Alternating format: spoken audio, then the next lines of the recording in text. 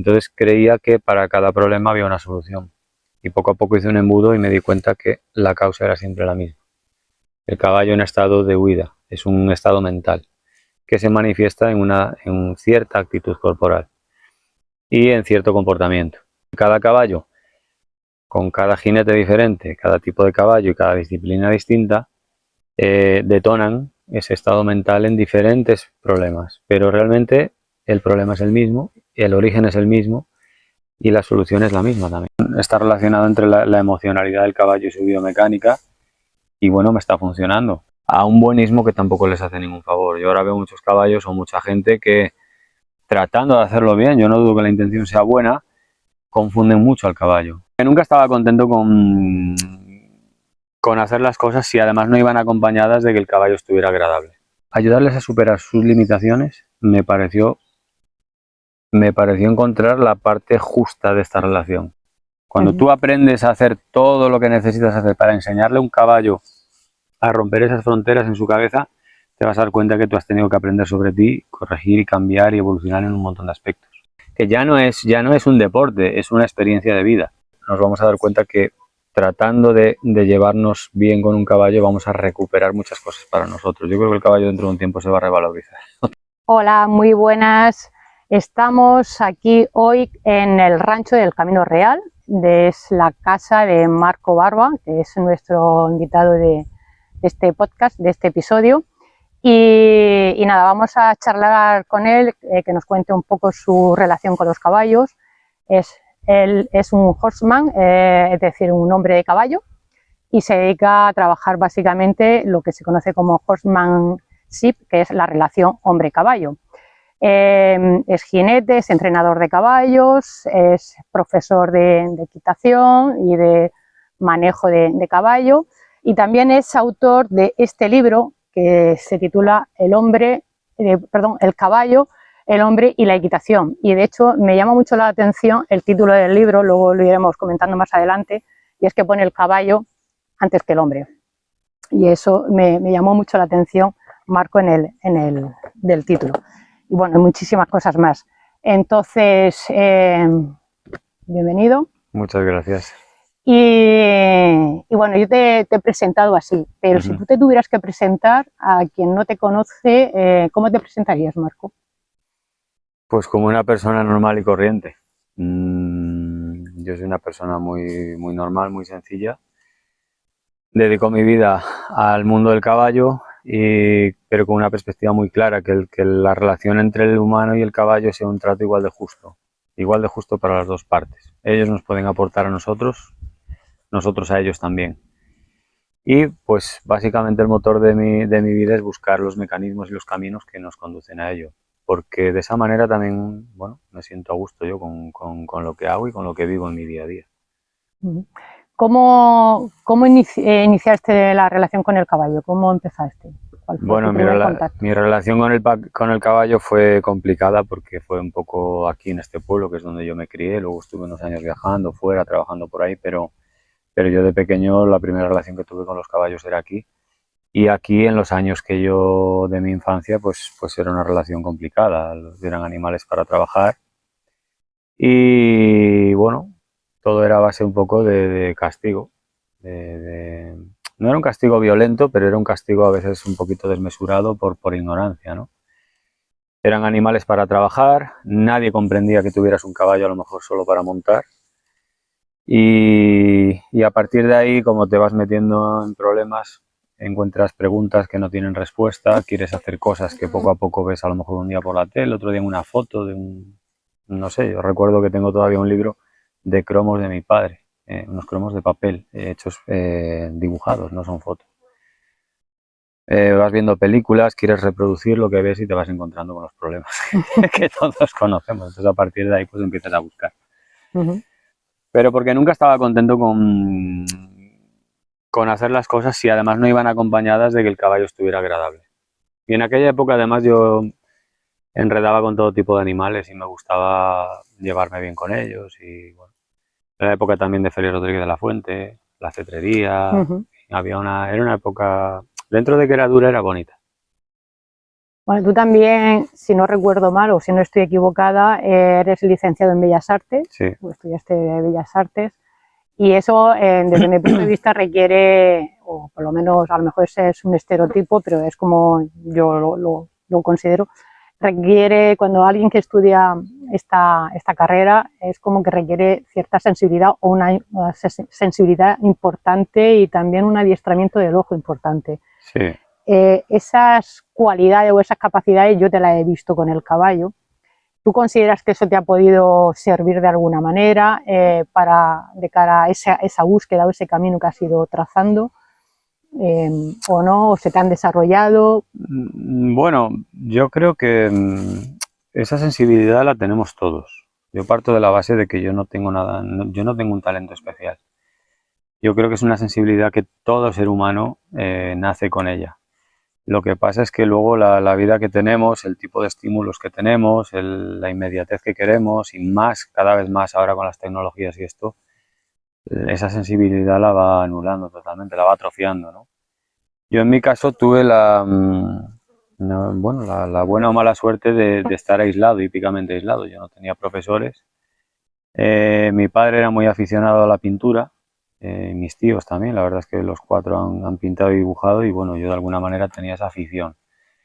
Pues también dibujaba en el campo, al natural, pues a lo mejor un día un pájaro, otro día una casa del pueblo, en fin. Y te acostumbrabas sí, a medir a ojo, a calcular distancias a ojo, inclinaciones, proporciones. Y al final todo mi trabajo posterior se basó en encontrar en el caballo esas diferencias de proporciones, de ángulos, de medidas que se producen en su cuerpo a raíz de un trabajo bien hecho o de un trabajo mal hecho. Toda esa deformación que tiene su cuerpo es mucho más grande de lo que pensamos. Y sencillamente llegó un momento que como yo no confiaba en lo que estaba viendo, empecé a retratarlo en fotos y ahí lo pude comprobar.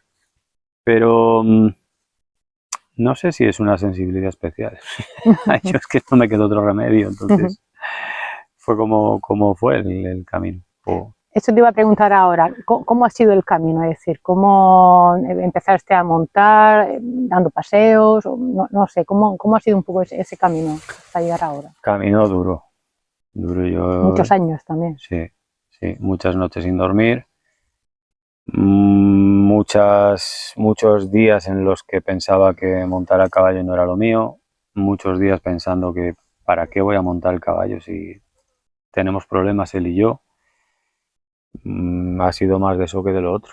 Ahora, desde que más o menos compuse mi puzzle, que bueno, yo no sé si está acertado o no, yo sé el que yo he hecho, el que yo he compuesto y sobre todo un puzzle muy importante que está relacionado entre la emocionalidad del caballo y su biomecánica y bueno, me está funcionando, pero a lo mejor mañana viene alguien que hace algo mejor o más fácil y digo, anda, pues estaba equivocado, pero hasta ese momento, por lo menos hoy por hoy es lo que tengo y es lo mejor que tengo y que transmito, pero hasta llegar a verle un sentido a todas esas piezas sueltas fue muy complicado, muy duro.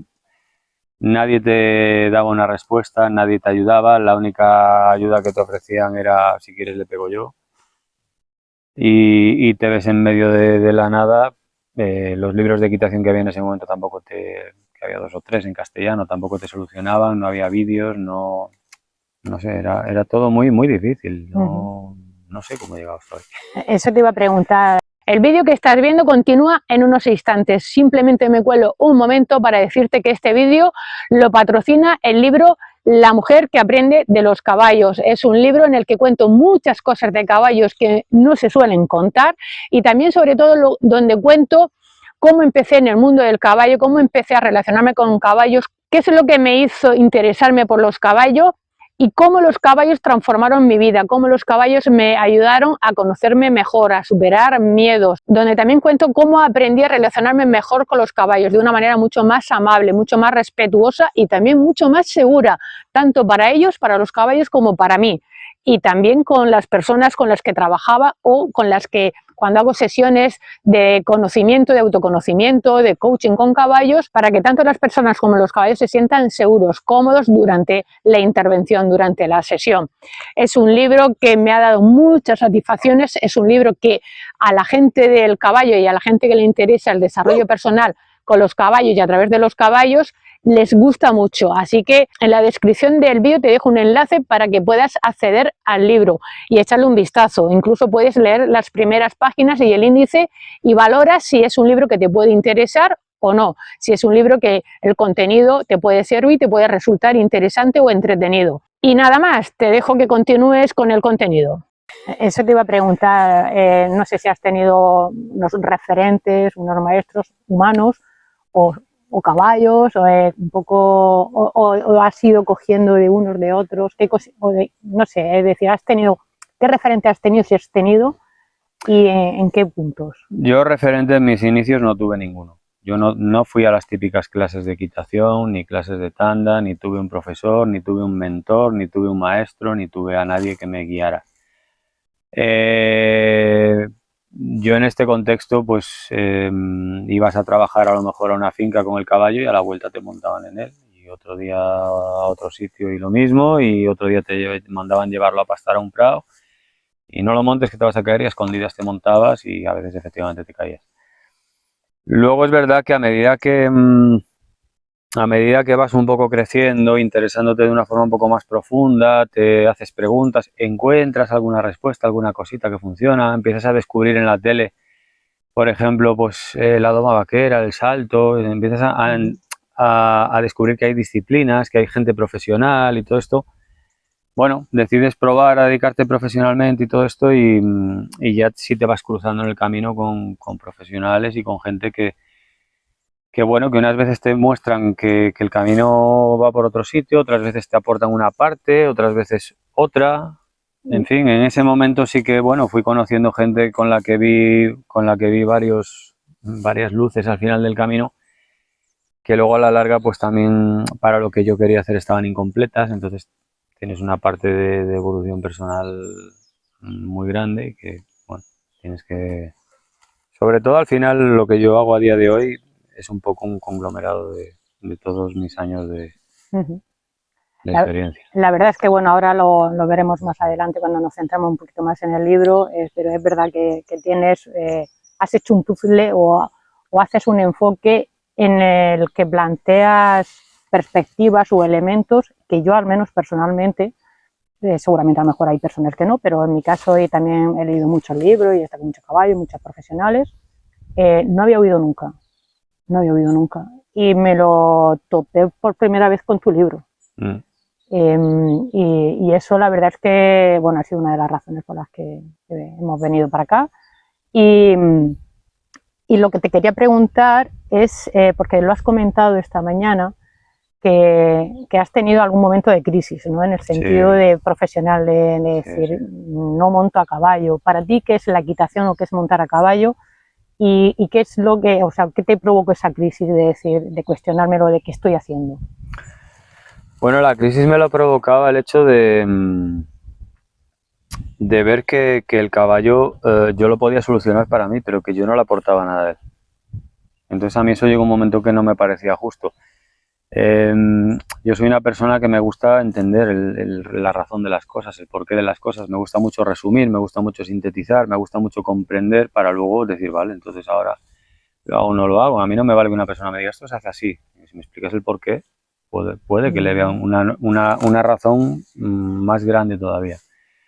Entonces yo hasta un punto encontraba formas de hacer que los caballos hicieran lo que yo quería, pero yo no encontraba nada que aportarle a ellos. Y eso me empezó a generar un conflicto porque no me gustaba esa sensación. Tenía una sensación un poco de, no sé si culpa es la palabra, pero sí un poco de injusta, ¿no? Incomodidad. Sí, estaba un poco incómodo con el tema. Hasta que poco a poco empecé a encontrar maneras de aportarle en lo que para mí son sus dos grandes problemas, que son los miedos y las creencias. Esas dos dependencias yo creo que le quitan la libertad emocional, y le pasa como a nosotros. La prisión emocional te mantiene a salvo, pero te limita a la hora de explorar la vida y de disfrutarla en ámbitos mucho más intensos, ¿no?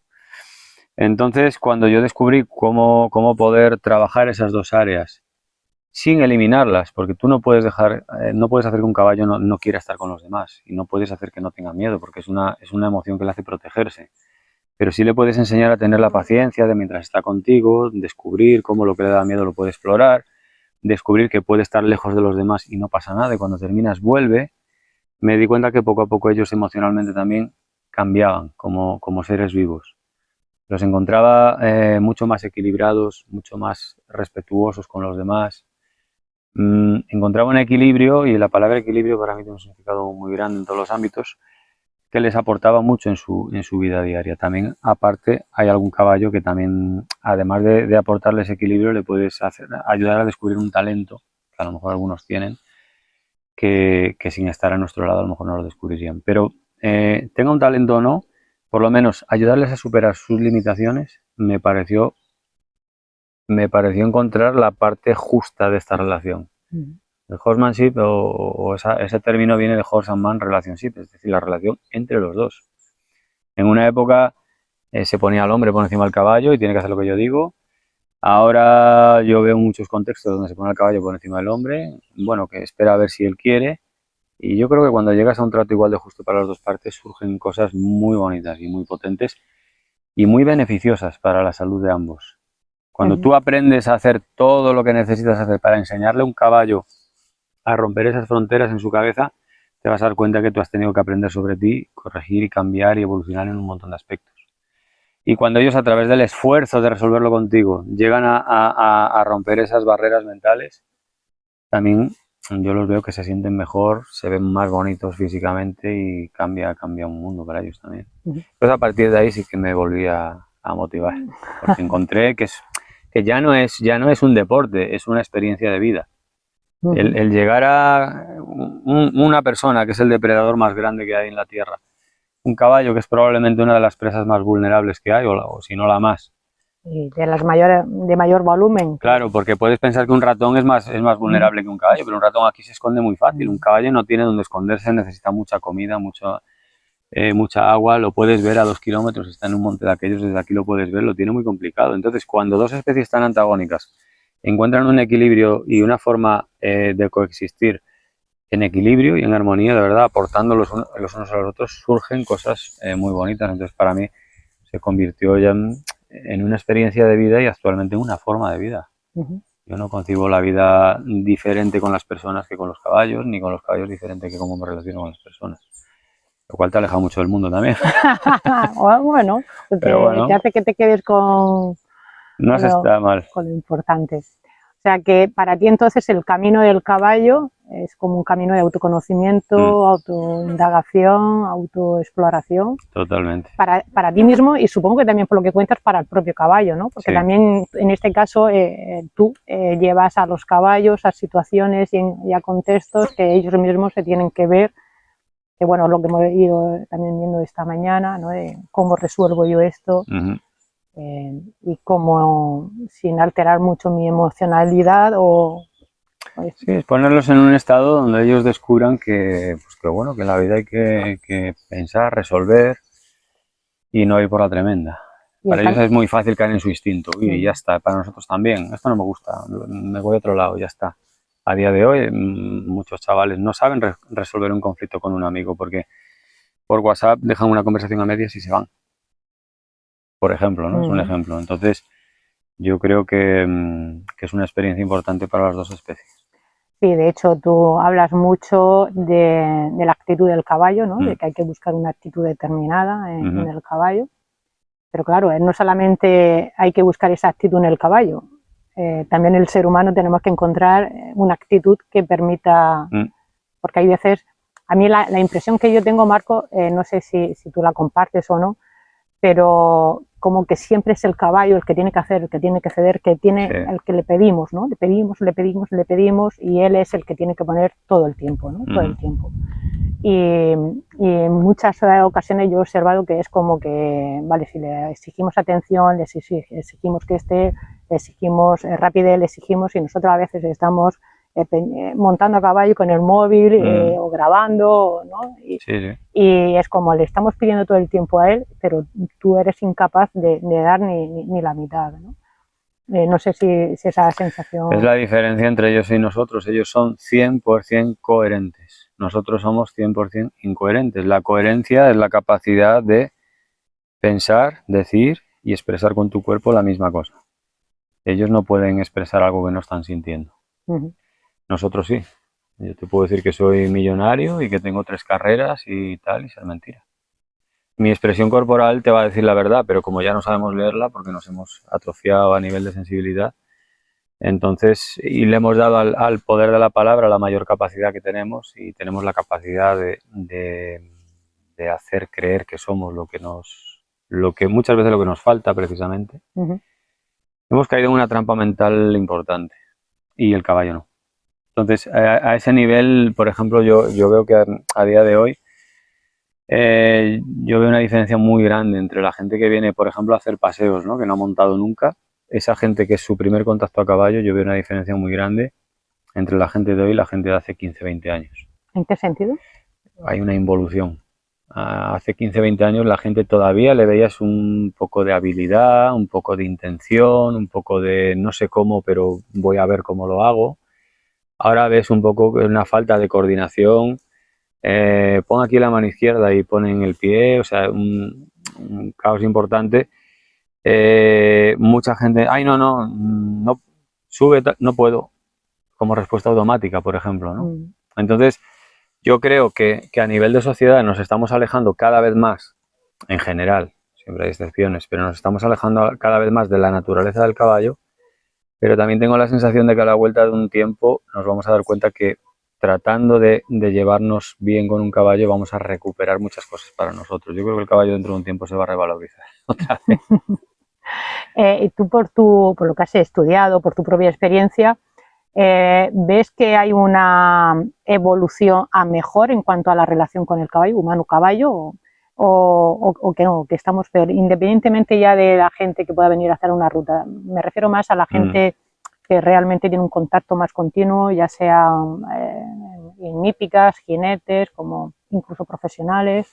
Bueno, la intención es buena ahora.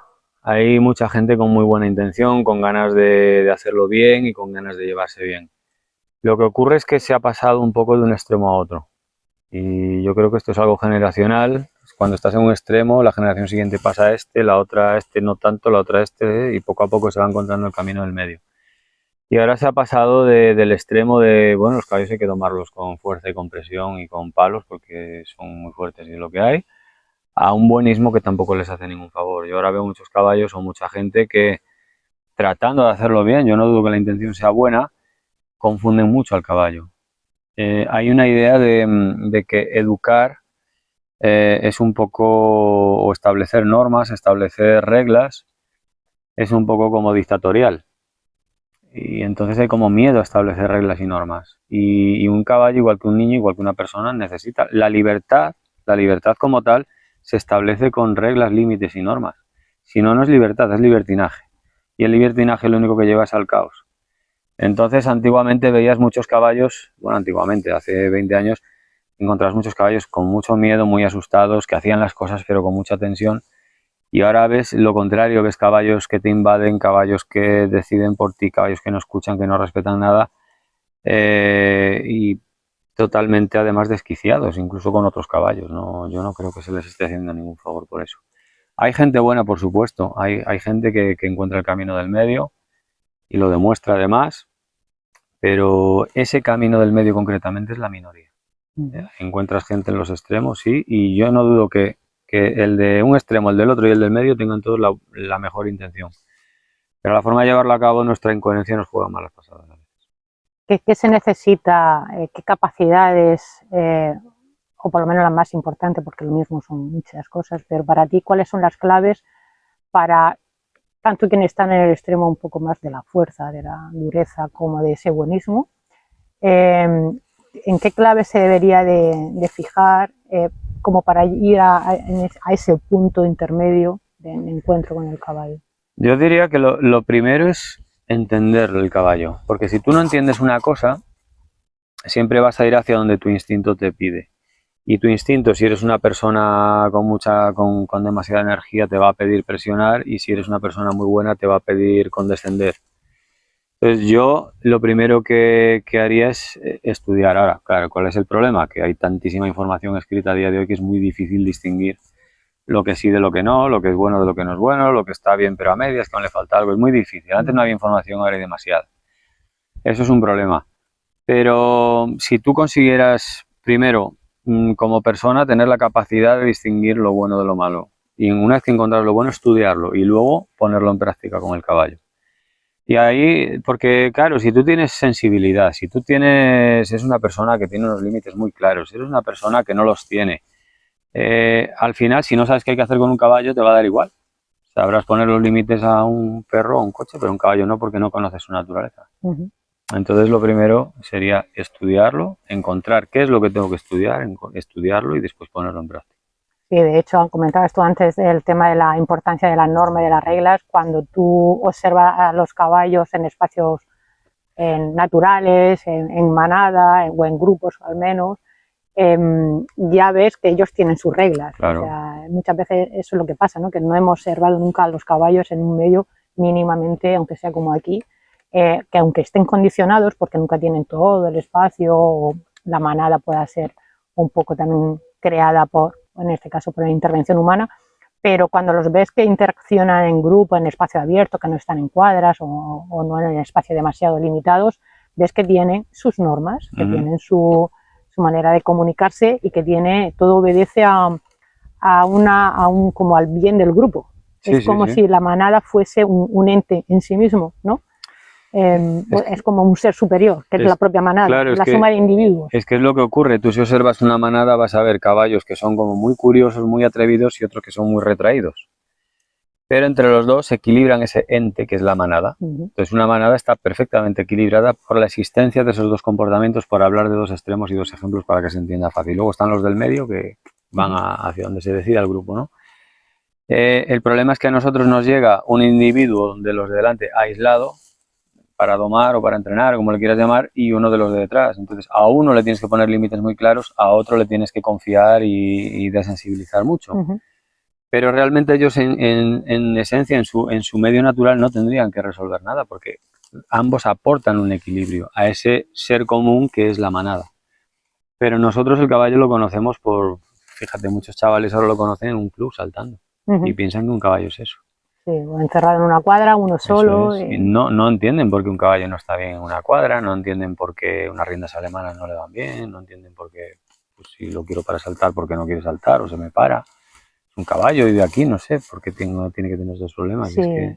porque además se enseña mucho como a dar botones, ¿no? Eso es. Como si el caballo fuese una moto. Sí. Y si tocas este botón hace esto, y si responde, y lo que tú decías antes, ¿no? No se busca el por qué, el sentido de por qué hace eso, ¿no? La lógica del caballo, que diría Lucy, no se ahonda en eso. Yo creo que no se ahonda en la lógica de nada. Sí. En general, yo veo que nadie se hace preguntas, nadie se plantea el porqué de las cosas. A mí, sin embargo, es una de las cosas que más me fascina. De hecho, mi primer libro es La mujer que aprende de los caballos. Aprender, o sea, el hecho de aprender. Luego ya aprenderé más, aprenderé menos, llegaré a un punto, llegaré a otro, pero el hecho ese de curiosidad y de descubrir, ¿no? Y compartir, es como curiosidad, descubrir, compartir. El ver que lo que hace que eso funcione y que funcione así, y el probar, ¿no? Una cosa y ver qué resultado, pruebo otra, a ver qué resultado, y a la vez ver ese resultado. Comentabas tú antes con profesionales y demás.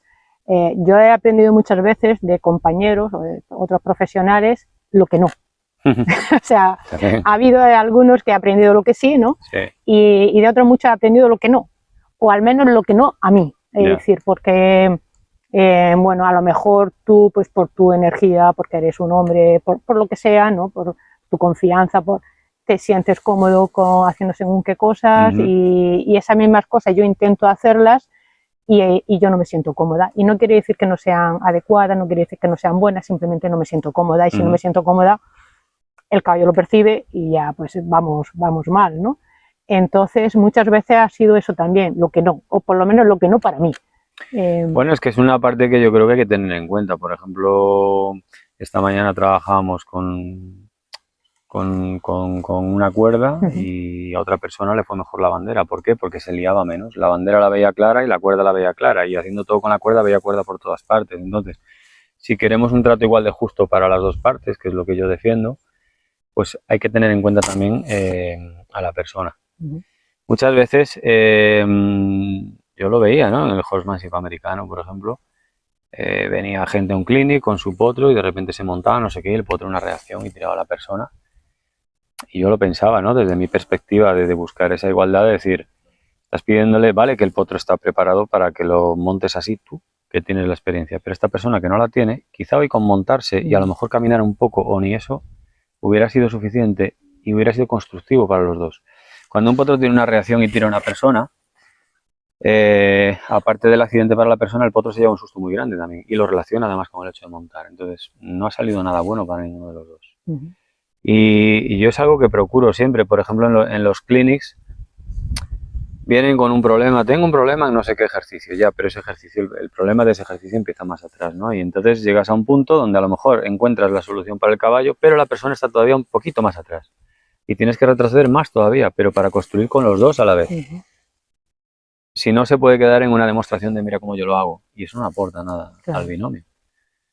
Hay que deconstruir hasta llegar al origen, hasta el punto en el que no hay conflicto, ¿no? En el que no hay conflicto por las dos partes, por las dos. Al jinete hay que tenerlo en cuenta 100%, y muchas veces yo explico, digo, mira, esto funciona así, pero tú tienes que encontrar tu manera con la que tú te sientas cómodo, con la que tú te diviertas, que es una parte que a veces se nos olvida.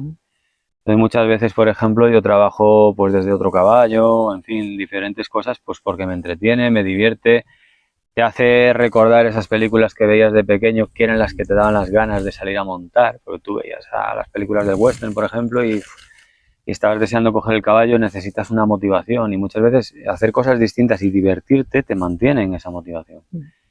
Porque en el momento que esto pasa a ser también trabajo, y hay una parte laboral y económica en medio, muchas veces ves que la motivación la pones en jaque, muchas veces, ¿no? Se diluye.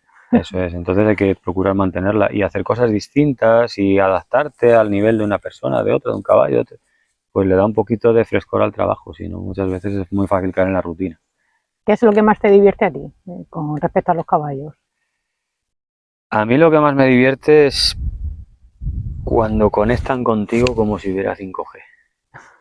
Me da igual que sea un caballo de salto, de vaquera, porque yo practico todas las disciplinas, porque una de las cosas que hace tiempo que empecé a hacer sin querer, no porque yo lo eligiera, pero lo empecé a hacer, en vez de buscar yo como jinete caballos que me sirvan para lo que yo quiero hacer, empecé a acoplarme yo a lo que quiere hacer cada uno. Entonces yo tenía un caballo que veía que saltaba muy bien, digo, pues voy a empezar a saltarlo, entonces yo me ponía a saltar con él. Pero veía un caballo que el salto no le iba, que lo pasaba de cualquier manera y tal, que le gustaban, pero en los ejercicios de vaquera el tío se recreaba y tal, venga, pues con este hago vaquera, pero luego tenía uno que el western le iba, digo, pues con este. Entonces al final ellos me han regalado esa parte de no aburrirme nunca, pero cualquiera que sea la cosa que haga con él, o un trabajo a pie o lo que sea, cuando siento esa conexión, que están tan activos, tan deseando hacer, pero a la vez tan atentos a ti, y a la vez tan equilibrados y tan no te tocan las riendas, y eso es una sensación que no puedo describir mucho mejor, porque es una sensación, sobre todo en los galopes y por ahí, cuando tienes esa conexión, es una sensación donde se separa el mundo, no existe nada. Vale, te quería preguntar ahora, el caballo, lo digo porque hay gente que piensa que el caballo ha nacido para ser montado, es un animal para ser montado, ¿no? O sea, parece como si hubiera nacido ya con la silla. ¿Tú consideras que el caballo ha nacido para ser montado? No.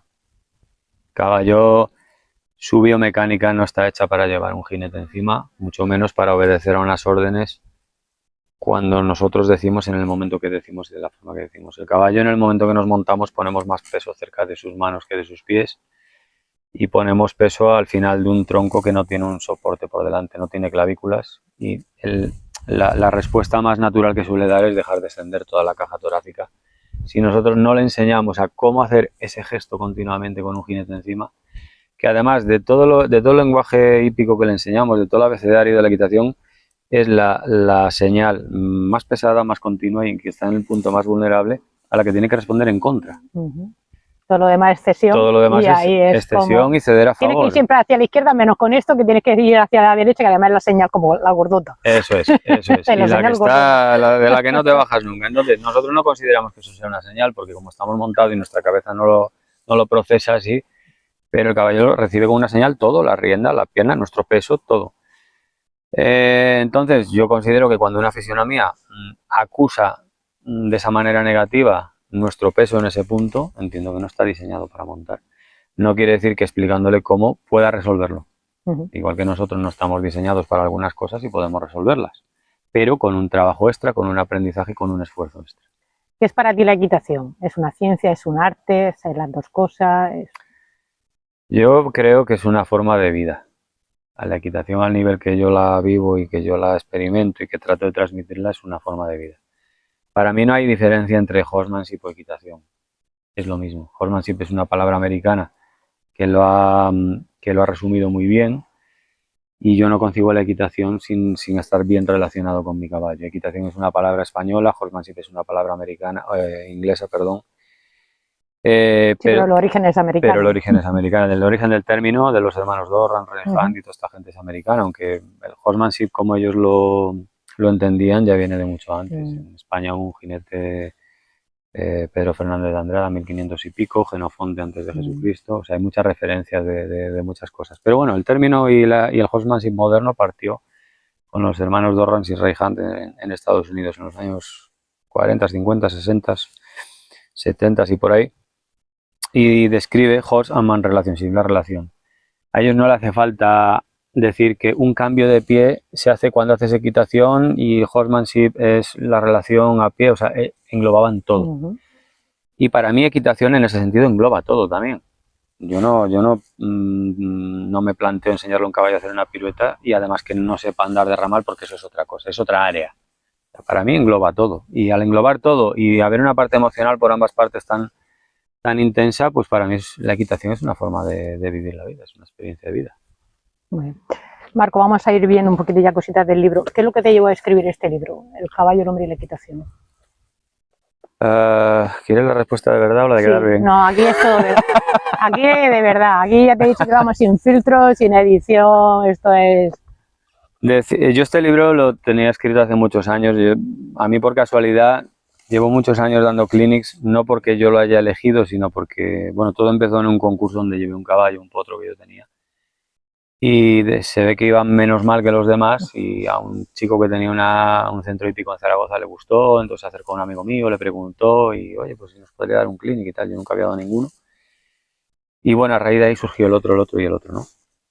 En todo esto es un proceso muy interesante dar clinics o dar clases, también lo explico ahí, porque te obliga a poner palabras, que tú muchas veces sientes, intuyes, haces, resuelves, va bien, pero nunca le has puesto una palabra a lo que estás haciendo y el hecho de tener que transmitir todo esto te hace poner palabras. En todo este tiempo, hace pues más de 25 años que yo estaba cogiendo, bueno, yo recuerdo ya desde con 10, 12 años, me hice mi libretita, iba apuntando cosas de los caballos que me llamaban la atención o que quería desarrollar y no entendía. Fui juntando mi material, fui haciendo mis anotaciones, mis conclusiones, fui poniendo mis cosas, fui desarrollando mi teoría o lo que me gustaba de un libro, lo que sea, y andando el tiempo empecé a hacer mis propias fotos, ¿no? Entonces, bueno, a raíz de ya andar un poco por toda España dando cursos y todo esto, hace ya 20 años para acá, un día una amiga me manda un mensaje y me dice, mira, han puesto estas fotos tuyas en un temario de una facultad veterinaria. Era en Extremadura, no recuerdo cuál. Y efectivamente era un temario donde salían dos fotos de la elevación y el descenso de la cruz de un caballo mío que yo había hecho en mi casa, pero no me mencionaban a mí, sino que lo hablaban como que lo había escrito otra persona. Y entonces en ese momento dije, hombre, pues igual lo escribo por lo menos que quede constancia de lo que yo he hecho, porque al final va a parecer que, como yo sigo en mi aislamiento y tal, o muchas veces va a parecer que andas tú copiando a los demás, ¿no? A partir de ese momento decidí publicar lo que yo tenía escrito hasta ese momento. Lo que ocurre es que cuando yo empecé a leer todo lo que tenía escrito me di cuenta que no era algo transmitible. O sea, yo lo comprendía, pero una persona que no hubiera visto, no supiera lo que es una disociación y todas estas cosas, no lo iba a entender. Desde que decidí escribir el libro hasta que lo publiqué pasaron 2 años. 2 años en los que yo trabajé todos los días, por la mañana temprano, antes de ponerme con los caballos y con el trabajo diario, hacía un par de horas de trabajo de ordenador hasta que lo hice publicable. Pero fue a raíz de ese acontecimiento, fue así. Y a día de hoy le doy las gracias, porque si no, no lo hubiera escrito seguramente. Sí. No lo he escrito, nunca lo escribí con idea de hacerme ni conocido, ni escribir un libro, tener un hijo, plantar un árbol. No, fue por eso. Sí, hay veces que yo no sé, pero a mí, por ejemplo, me ha pasado que, primero, escribir me ayuda mucho a ordenar, Sí. ordenar ideas. Hay cosas que las descubres escribiendo, como tú dices, Sí. ¿no? Cuando empiezas ya no solamente la palabra, sino a darle como una forma comprensible, y el escribir todavía te obliga más porque la palabra se la lleva el viento, ¿no? Pero cuando escribe, aunque sea para ti, es como que, no sé, que tenga como más sentido. A mí me ayuda mucho como a darle sentido o a ver con claridad algo que estoy como intuyendo, por un lado, ¿no? Y luego también es porque es como, yo al menos los que he escrito, es como el libro que a mí me hubiera venido bien tener en su momento. Eso es. O sea, ya, bueno, si alguien lo compra y lo lee, genial, y mira qué bien, ¿no? Pero es como, jo, si yo de este tema yo hubiera cogido esto, qué bien me hubiera venido. Sí. Cuántos problemas me hubiera ahorrado, cuánto tiempo, cuánto, no sé, ¿no? Y muchas veces eso, es el escribir en cierto modo como para ti, ¿no? Sí. Para ordenar, y como, jo, esto si lo hubiese yo tenido claro hace un tiempo, qué bien.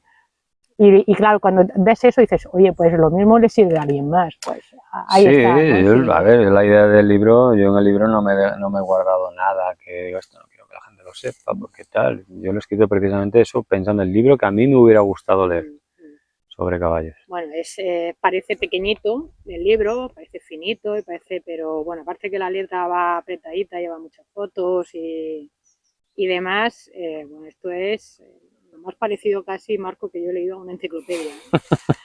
de caballo, porque tocas muchos temas y los tocas de manera muy precisa, o sea, precisa y muy profunda. Entonces no te enrollas, que es algo que a mí, por ejemplo, me cuesta, pero es muy preciso. Entonces, por ejemplo, lo has comentado también antes, una de las cosas que yo, con esa precisión, esa claridad, sí que Lucy en alguna ocasión yo le había oído hablar de lo de la grúa, ¿no? El movimiento de grúa, lo de la cruz y tal, pero en cuanto a aplicado a la equitación y al estado sobre todo emocional del caballo y a la actitud del caballo, el enfoque que tú das aquí yo no lo había visto antes. No sé si alguien lo había visto, lo conocía, pero pues simplemente no lo han escrito, o al menos no ha llegado ese escrito a mis manos. Y en tu libro ha sido la primera vez que lo he encontrado. Esa parte que comentabas de que el peso hunde la cruz, y que además está como muy relacionado con la parte emocional del caballo. Es decir, una parte de tu mensaje del libro y del mensaje que das cuando transmite es que a través del cuerpo del caballo, de mover al caballo y de hacer determinado tipo de cosas con el cuerpo del caballo, podemos cambiar la mente del caballo, la actitud y la mente del caballo, ¿no? Y cómo lo propones tú y qué tipo de ejercicios y en qué fijarnos, eso yo no lo he encontrado así como está aquí en ninguna parte. O sea, que yo personalmente te lo agradezco. Y no sé, ese mensaje o ese principio, ¿tú cómo llegaste ahí? A día de hoy no sabría decirte en qué momento encontré cada cosa. Son muchos años ya. Es como la piedra angular, ¿no? Sí, pero para mí encontré la causa. Una causa que se manifiesta en unos caballos en que me agarro en una rienda, en el otro hago no sé qué con el pie, en el otro me pongo el revés, en el otro resoplo cuando bajo una cuesta, en el otro me paro cuando voy a un salto, otro corre en las rectas antes de parar, otro se asusta, y un caballo que se hace cada vez más asustadizo. Yo veía eso como todo el mundo desde fuera, veía las consecuencias, entonces creía que para cada problema había una solución. Y poco a poco hice un embudo y me di cuenta que la causa era siempre la misma. El caballo en estado de huida, es un estado mental que se manifiesta en cierta actitud corporal y en cierto comportamiento. Lo que ocurre es que cada caballo, con cada jinete diferente, cada tipo de caballo y cada disciplina distinta, detonan ese estado mental en diferentes problemas, pero realmente el problema es el mismo, el origen es el mismo y la solución es la misma también. Entonces eso para mí allanó muchísimo el mundo del caballo, porque era también un mare magnum donde perderse. Sí, es como que se simplifica todo mucho. Sí, de repente se convierte en algo muy sencillo. Tienes que practicar para que te salga, pero realmente es muy sencillo. Sí, porque además como concepto de yo lo de lo típico, ¿no? De que la primera defensa del caballo es la huida, y siempre la habíamos asociado a la huida, sí, a algo físico, ¿no? Y en tu libro es, como insisto, donde yo lo he encontrado primero, no sé, el primer libro que lo he visto tal, así, de ese modo, no sé si habrá alguien que lo haya dicho antes, pero lo de huida mental. Y además que curiosamente hay dos formatos, ¿no? Físicos de huida mental, porque claro, asociamos huida mental porque el caballo se nos va. Sí. Y no, puede irse el caballo o puede no irse, ¿no? Que es pues hablas de caballos reactivos y caballos pasivos. Sí. Y si puedes comentar la diferencia. Porque yo me di cuenta que, que la respuesta era en direcciones contrarias, pero era la misma respuesta. Era como ir, sí, Madrid-Coruña, sí, puedes ir hacia Madrid o hacia Coruña, pero estás en el mismo camino. Entonces yo caí en la cuenta de eso. Porque ambos caballos, el reactivo y el pasivo, tenían problemas para mover la misma parte del cuerpo. Y los dos tenían un problema para aceptar lo que nosotros proponíamos. Uno no lo acepta desarrollando un comportamiento y otro, pero en los dos casos es una falta de aceptación de lo que proponemos. Y me di cuenta que trabajando la misma parte del cuerpo, haciéndole funcionar a los dos por igual, los dos llegaban al mismo comportamiento, que era esa relajación activa, donde están relajados pero activos y atentos a ti. El reactivo llegaba a ese punto y el pasivo y que el linfático y desobediente o que te bloquea o que se opone, llegaba a ese punto también de ponerse de repente más activo y más agradable. Los dos llegaban al mismo punto, por eso son mis conclusiones. En ese sentido, tú comentas también una cosa que a mí también me ha gustado como lo planteas, que cuando vamos a estar con un caballo, a trabajar con un caballo, debemos de diferenciar entre la preparación para el trabajo y el trabajo propiamente dicho. La preparación busca eso precisamente, ¿no? Llegar a ese punto de no huida. Eso es. Cambiar el estado mental de huida con el que cada mañana el caballo va a amanecer. Porque eso es todos los días, o sea, no días. Vale que hoy se lo enseñe diciendo ya tengo el caballo. Es que no es algo que se enseña. No es algo que se enseña mecánicamente. Es que esa es la idea que hay. Claro, es su estado natural. El caballo no sabe que tú vas a llamar al veterinario si le pasa algo. No sabe que aquí han quitado los lobos o no hay ganado y por lo tanto no hay lobos. Él no sabe que su vida está cuidada por ti. Él piensa que lo tiene que hacer por sí mismo. Entonces su estado natural es, aunque tú lo montes, en el momento que lo dejas de montar, ir acumulando otra vez, además lo hace de una forma fisiológica, vamos, no es algo que él decida. Va acumulando energía por si necesita huir. La huida se desarrolla teniendo en buen funcionamiento dos cosas, un gran cúmulo de energía y las cuatro patas a salvo. Entonces ellos, bueno, las patas con la experiencia llegan a dártelas sin ningún problema y a exponerlas a diferentes superficies sin problema, pero ese cúmulo de energía yo veo que es lo que perdura hasta el día que el caballo se muere. Ese guardar esa energía, esa parte para ellos y no regalársela a nadie. En ese sentido la equitación es una amenaza a su supervivencia. De repente le hacemos gastar esa energía en cosas absurdas que él nunca haría por propia voluntad. Entonces estamos amenazando su supervivencia. Es que no es poco lo que le pedimos a un caballo. Si pensamos que estamos haciendo gastar la energía que él considera que es importante, que es lo más importante en su vida, si le estamos haciendo ir contra una presión muy pesada y respondiendo a otras más ligeras y tal, o sea, si nos ponemos en la cabeza de un caballo y empatizamos con el pool de mental que tiene que tener, es que pobrecitos, yo lo que no sé cómo lo hacen además, pero lo hacen, o sea, para mí son seres impresionantes, increíbles. Entonces, bueno, yo a través de la experiencia fui llegando a esa conclusión y cuando más o menos llegué a esa conclusión dije, no puede ser tan fácil. Y entonces empecé a probar y a probar y a probar y cada vez con caballos más complicados y con caballos de más nivel y de jinetes que actualmente, pues con jinetes que están compitiendo y todo. Y llegué a la conclusión de que es fácil. ¿cómo entonces ha pasado toda la historia de la humanidad sin enterarnos de esto? Me sentí súper estúpido por otro lado, ¿no? Decir, perdón por haber tardado tanto. Sí, bueno, si nadie lo cuenta, a lo mejor es alguien lo que comentabas tú, ¿no? Que alguien lo ha hecho, lo ha sentido, pero Sí, no lo... yo estoy seguro de que a lo largo de la historia mucha gente lo ha hecho, pero si no lo ha transmitido, pues Claro, estamos como estábamos. porque no sabía ni, es como, bueno, una sensación mía, no sé. Claro. Hay una cosa que me resulta muy curiosa porque como de alguna manera choca con el mensaje predominante que hay en la sociedad, que es eso, ¿no? De que cada día tienes que, esto parece como el mito este de, no recuerdo, que hay que subir la piedra hasta arriba de la montaña, ¿no? Pues es eso, ¿no? Es como que hoy dejas el caballo, has llegado a ese punto, lo has trabajado, qué bien, mañana vamos otra vez y pues, tenemos que volver a empezar porque el caballo vuelve a estar en estado de huida mental. Sí, lo que ocurre es que ese proceso cada vez es más cortito y más a lo que iba fácil. es, porque lo mismo hay gente que puede pensar, bueno, eso es para los caballos que están en cuadras, en hípicas y demás. Los caballos que, por ejemplo, como los que tú tienes aquí, que tienen prados grandes, espacios grandes y demás, eso no, eso puedo llegar y no. No, eso le ocurre a todos los caballos. Yo veo mis caballos que están sueltos a lo mejor en una finca que hay aquí de 6 hectáreas, otro grupo en otra de 4, grupos de 4, 5, 6 caballos, tampoco demasiados.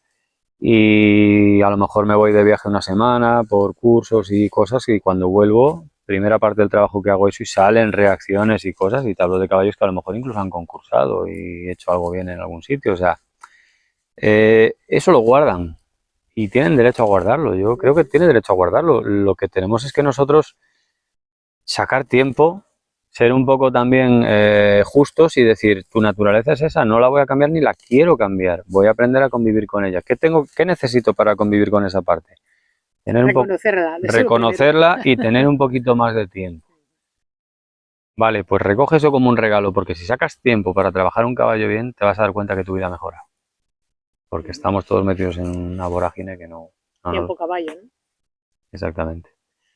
Además, curiosamente, cuando dedicamos ese primer tiempo que parece que como que no estamos haciendo nada, luego es como que todo va súper...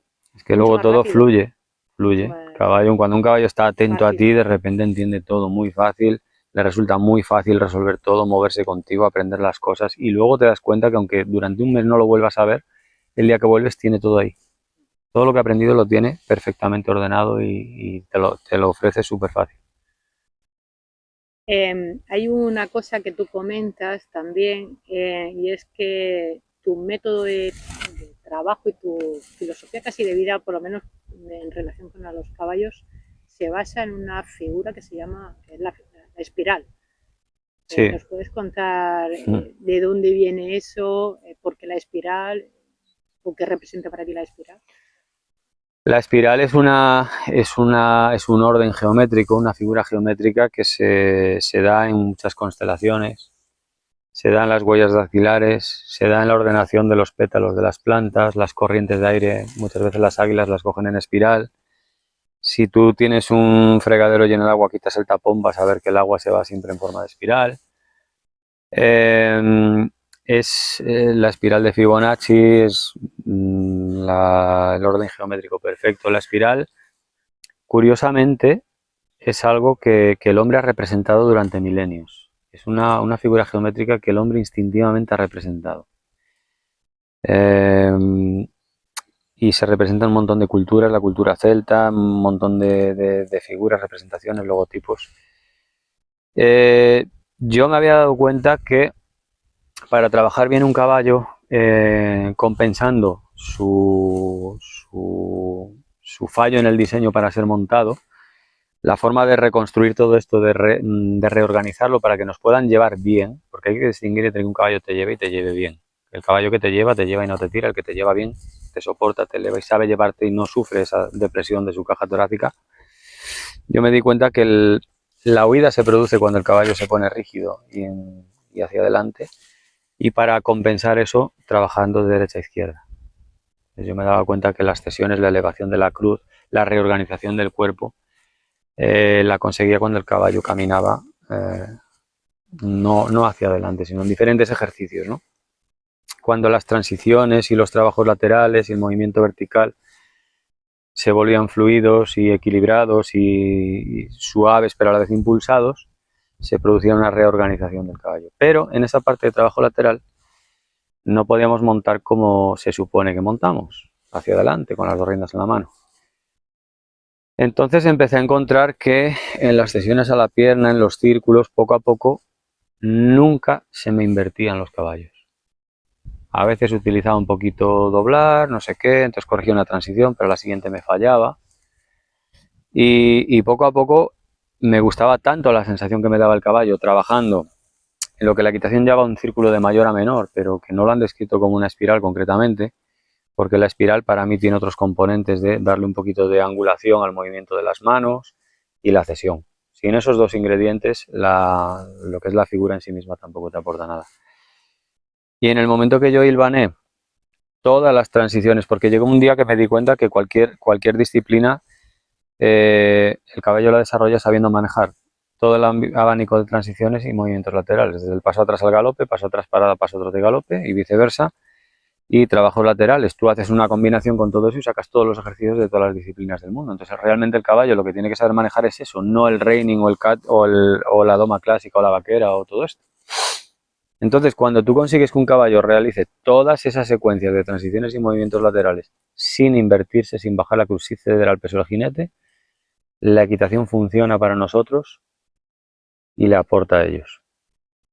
Y trabajando en esas espirales, yo me daba cuenta que lo conseguía 100% de las veces, que de otra manera no. Pero no me daba cuenta que estaba haciendo una espiral como tal. Yo sabía que trabajando así me funcionaba. Y lo mismo, a base de explicarlo en los cursos y a la gente y todo esto, empecé a darme cuenta que esta geometría tenía un nombre y una explicación. Y entonces fue cuando la empecé a estudiar e investigar y efectivamente coincidía con lo que me estaba pasando con los caballos. O sea, en ese caso pude poner problemas a través de lo que investigué, de lo que yo ya había sentido en el caballo. Que es que en una espiral puedes conseguir el mejor promedio entre impulsión y equilibrio. Y impulsión física y equilibrio emocional.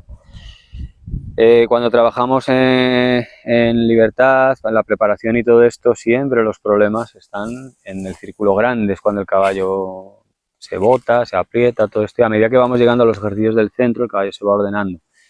La espiral, a nivel cultural, ha representado en muchas culturas el orden después del caos. Y entonces ahí encontré una piedra importantísima para confiar en que no lo estaba haciendo tan mal.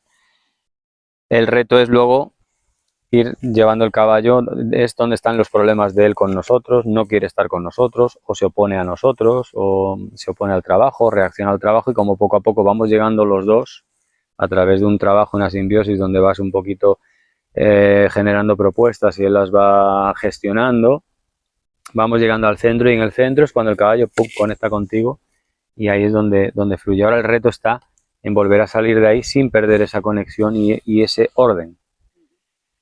El lugar máximo donde querrías llegar a llevar ese orden es a la línea recta, que es donde está otra vez la equitación normal, es decir, no vas a estar toda la vida andando en círculos, ¿no? Pero, ¿cuál sería un ejemplo de un orden en línea recta? Pues una parada desde el galope sin las riendas, por ejemplo, pero con el caballo bien equilibrado. Entonces el reto está en salir desde ese orden, ir abriendo la espiral otra vez poco a poco hasta que llegas a la línea recta sin desorden. A mí me fascinó cuando descubrí realmente lo que significa la espiral, cómo está en la naturaleza desde tiempo inmemorial y cómo cuando trabajas un caballo en espiral parece que como que conecta con esa energía y funciona de una forma tan fácil que no sé, estuve varios días también otra vez sin dormir nada, pero emocionado, como de haber descubierto un tesoro. Sí, bueno, yo también había oído y leído cosas con respecto, bueno, y he observado como que los caballos de manera natural tienden a hacer figuras geométricas, ¿no?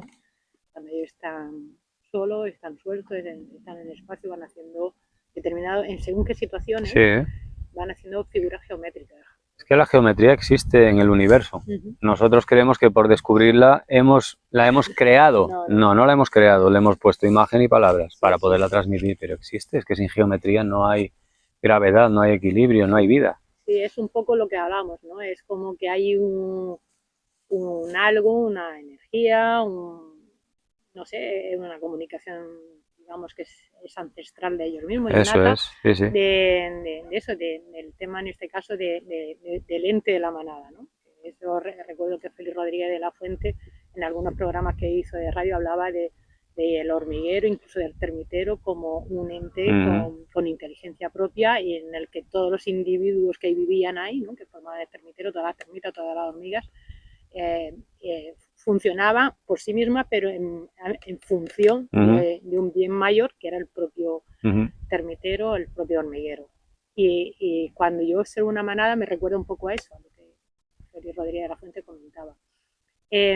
Cambio un poquito de tema, pero lo digo. Es que antes de terminar, yo lo que siento cuando trabajas un caballo en espiral es que conectas con algo un poquito más allá. Sí, exacto. No es solo un truco para conseguir que se ordenen, es que sientes que conectas con algo más. Sí, de hecho hay una canción que es de la espiral hacia el centro del corazón. Eso es como que vas al centro, ¿no? Centro de energía. Bueno, y realmente el problema de la caja torácica de ellos y todo esto está en la región del corazón también, o sea, que no hay casualidades, es que... No. Interesante. Bueno, te quería preguntar, Marco, porque sé que es un tema que a veces genera, bueno, discrepancias en debate y demás, y quiero conocer tu punto de vista con respecto al tema del uso de las ayudas. Justa, espuelas, filete, bocado. Lo digo también un poco por eso, porque quizá hemos pasado lo que comentabas tú antes, ¿no? De la mano dura, de la doma dura y brusca a un buenismo, y hemos pasado como de no hierro a nada, y hay veces que a lo mejor no sé hasta qué punto, cómo lo ves tú, si es beneficioso, si no es beneficioso, si depende de los caballos, depende de la disciplina. ¿Cuál es tu punto de vista? Para mí es un poco más sencillo. Mira, yo discutir sobre embocaduras o bitles, espuela sí, espuela no, fusta sí o fusta no, para mí es lo mismo que como buscar una solución para cada problema que tiene el caballo. Para mí no existen esos problemas. Existe un problema que se manifiesta en diferentes maneras. Entonces, con este tipo de historias me sucede un poco lo mismo. Si el caballo está conectado contigo física y emocionalmente, si te soporta, se equilibra, si está atento a ti, si está relajado pero atento a hacer cualquier cosa, da igual lo que le pongas. Da igual que lo montes con embocadura que sin ella. Da igual que lleves espuelas que no. Si el caballo está asustado, si tiene miedo a lo que hace, si está reactivo, da igual lo que le pongas también, le va a ir mal todo. Porque si tienes un caballo con embocadura se va a lastimar, y si no lleva embocadura también, en otro punto distinto de su anatomía. Entonces yo es un tema en el que no invierto mucho tiempo. Sí que, bueno, cuando un caballo va bien, hay maneras gestos, formas de usar tu cuerpo que son más claros para él, no generar contradicciones. La espuela puede ser un elemento de precisión, en vez de repartir toda la presión o el contacto por toda la superficie de tu pie, repartirla en un punto más concreto. Pero en ese sentido son cosas que te pueden ayudar un poquito, pero si tú no sabes llegar a ese punto, ponerte unas espuelas para hacer que un caballo corra más o que no se pare es un abuso. Entonces yo no le pongo la atención de estar a favor o en contra. Yo, para mí, es retroceder un poco más, profundizar un poco más, entender cómo poner el caballo con esa buena cobertura contigo, y a partir de ahí, porque por ejemplo, a día de hoy yo tengo caballos que los monto sin nada, con un collar, pero si mañana quiero presentarlo en una competición hay un reglamento. Si el caballo sabe llevarme, no se va a apoyar en mi embocadura, no lo voy a lastimar con ella. Y si no sabe llevarme y lo llevo con un collar, se me va a ir. Entonces yo no sé, es un tema en el que no opino mucho, porque creo que el problema no está ahí. Vale, yo lo he sacado porque es eso, porque me da la sensación de que a veces nos focalizamos en cosas, entre comillas, secundarias, terciarias o anecdóticas. Claro. ¿No? Como estamos discutiendo sobre el tamaño de la ventana o qué tipo de ventana ponemos, y ni siquiera hemos puesto ni los cimientos ni la pared. Claro. Y esa es la sensación a veces que tengo, ¿no? Que tenemos debates y enfrentamientos Sí. y discusiones, que cada uno la postura, pero eso, sobre cosas que dices tú, yo sé que estás discutiendo sobre algo y ni siquiera has tenido en cuenta el caballo primero, ¿no? Es que además luego viene la parte científica, ¿no? Es que se ha demostrado que la embocadura activa el sistema parasimpático y la equitación el simpático, entonces al caballo le cuesta más pensar, sí es cierto. No, es que con la embocadura siempre filtran una parte de aire y entonces, por ejemplo, los caballos de carreras no sellan bien y pueden tener una lesión, también es cierto. O sea, viene una parte científica que sustenta, por ejemplo, ciertas posturas, pero luego viene otra parte científica que sustenta las contrarias también. No es que la descontracción de la mandíbula a través de la presión en la comisura produce una descontracción a lo largo de la columna que hace que la grupa y la articulación lumbosacra le faciliten al caballo el traslado de peso hacia atrás. O sea, cuando no hay un entendimiento se va a la causa científica y después a la siguiente y después pero sigues estando en el mismo punto. Claro, eso es lo que nos ha llevado, ¿no? A poner muserola, a poner gamarras, a poner... Sí, y a otros a quitarlas de todas, pero dejando que el caballo pierda el soporte, se caiga y lleve el peso en las manos, pero como ahí no se ve sufrimiento, porque eso no se ve, el problema es que la gente solo piensa que el caballo sufre en lo que se ve, en la boca, en las encías, en la nariz, pero cuando un caballo va desequilibrado en las manos nadie considera que esté sufriendo, va montado a pelo, no lleva una montura que soporte, que reparta el peso, en fin, hay una serie de cosas que nosotros prejuiciamos porque lo pensamos desde el punto de vista nuestro, no de él. Pero yo todas esas cosas sinceramente las llevo a un punto un poquito más profundo y decir, si el caballo va bien, y es verdad, yo puedo llevar mi caballo a un concurso. ¿Qué dice el reglamento? Que tiene que llevar una embocadura, esto y esto. Vale, yo se la pongo y el caballo va de una manera. Y luego en mi casa le quito todo y va de la misma manera. Y esa manera no es fácil de encontrar y no es fácil de conseguir en un caballo. No es fácil explicarle qué es lo que tiene que hacer con su cuerpo para llevar el mío. Entonces, poner energía en eso y no en lo otro. Porque el otro al final es lo que se ve, es como el ejemplo que tú ponías, ¿no? Estar haciendo una casa, estar pensando de qué color la voy a pintar, qué muebles le voy a poner, no sé qué, y no prestar atención a decirle al señor, ¿cómo me vas a hacer los cimientos? ¿Cuántas toneladas puede aguantar? ¿Esto aguanta un terremoto o no lo aguanta? Todo el mundo está pensando en el cuadro, en la foto, la quiero poner así. Y yo creo que lo importante de una casa siempre es el cimiento y el tejado. Sí, sí. Si no te mojas. Claro. No tenemos casa. Marco, creo que estás con un segundo libro, estás preparando un segundo libro que va precisamente sobre el tema de la espiral. Sí. ¿Para cuándo prevés que pueda estar? Yo creo que este año, si las circunstancias no me lían mucho, lo termino, porque además es un libro más fácil de editar, lleva menos foto y todo esto.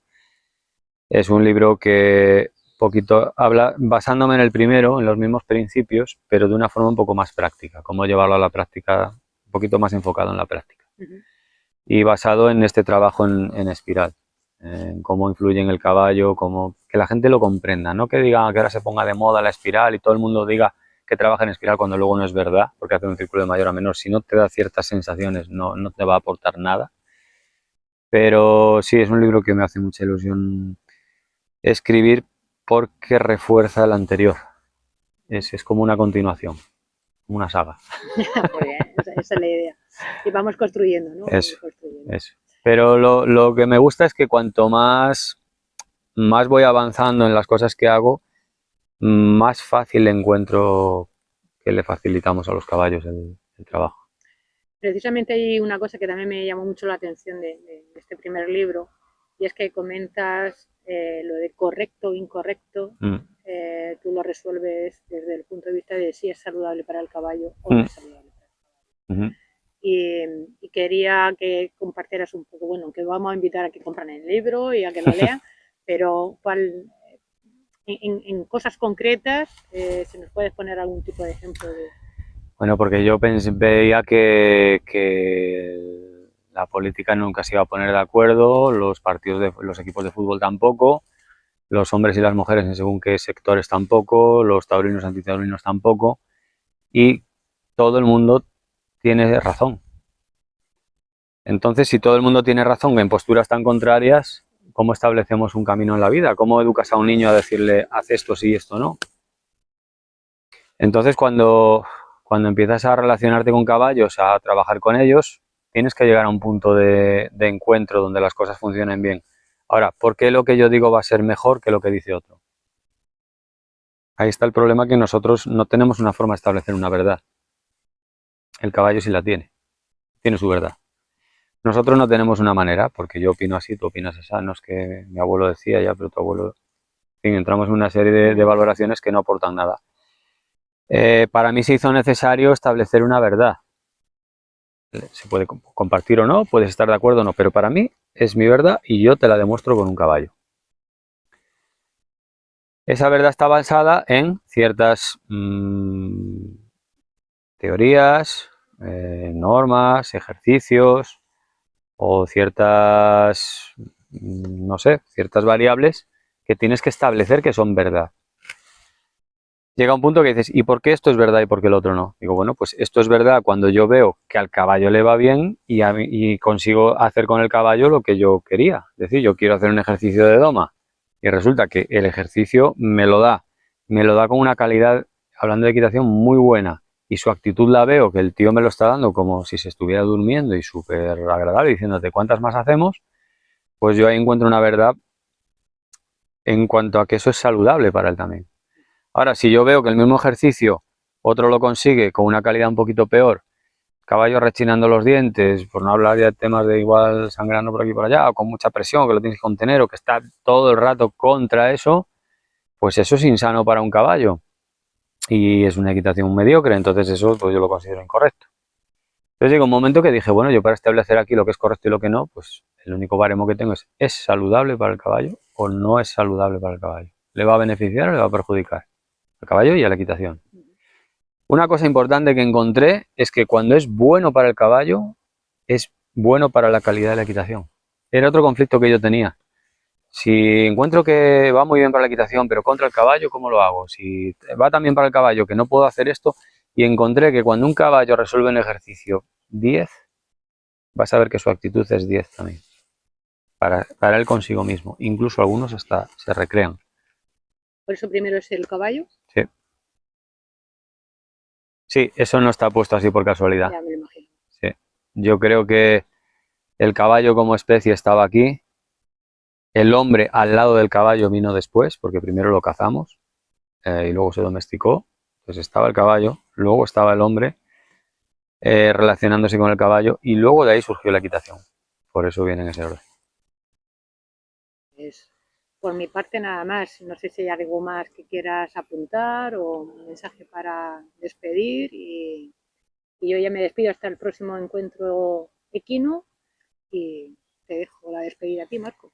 Bueno, yo creo que hemos dicho un poco de todo. Animar a todo el mundo a que se acerque al caballo, a que lo conozca en su esencia, tanto como animal natural como animal que se relaciona con el hombre y que está con nosotros y invitaros a descubrir lo que nos puede aportar en nuestras vidas. Todo lo que nos puede aportar a la hora de mejorar nuestra vida. Como nosotros ayudándole a él, vamos a descubrir que realmente a quien nos ayudamos es a nosotros mismos. Además te suelen llevar a entornos, al campo, a la naturaleza, que es donde todos en el fondo queremos estar, y invitaros a que lo viváis. Pues Sobre muchísimas todo. gracias. Pues a ti por la oportunidad, muchas gracias por estar aquí, por haber venido desde tan lejos. Y nada, para lo que necesitéis, aquí está vuestra casa. A vosotros.